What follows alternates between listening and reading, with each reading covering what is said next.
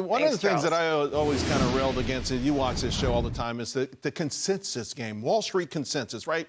It's set up so that bad news can actually be interpreted as good news. Now, my next guess is forget about that. It's politics 101 that you really should be concerned about, because it's hiding terrifying things that we're going to find out about when this election is over. I want to bring in Heritage economist Peter St Onge. Sorry, Peter, it sounds ominous. I'm already on pins and needles, so what else should we be bracing for?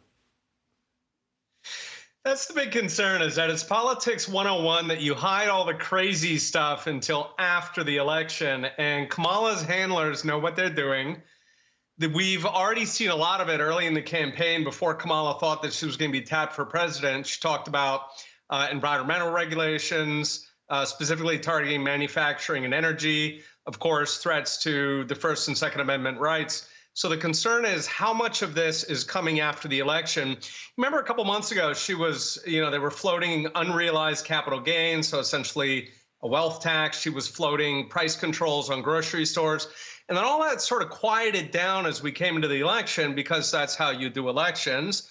Once November 5th is over, if, heaven forbid, she does win, all that stuff is going to come right roaring back. Her activists are going to get paid for all the support they've given her through this election.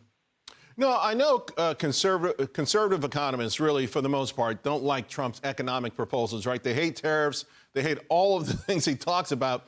Are there things in there, because you're schooled in that area, are there things that he's proposing, though, that you think would work? Yeah, I think broadly speaking, if we look at Trump 1.0, it was really Reagan-esque, right? There were two focuses there for the economy, which were lowering taxes, lowering regulations, as Stephanie mentioned.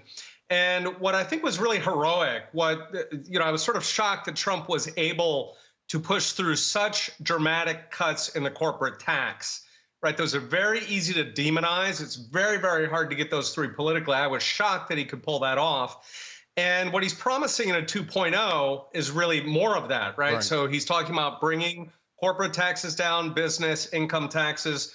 What he's been doing with the income tax, I think, has really been pretty wild, right? He started off no tax on tips, and then it was overtime, Social Security, first responders, veterans.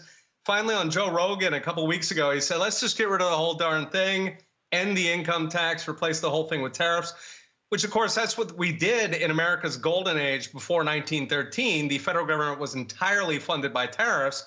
Now, of course, the federal government was a lot smaller because the income tax made it so big.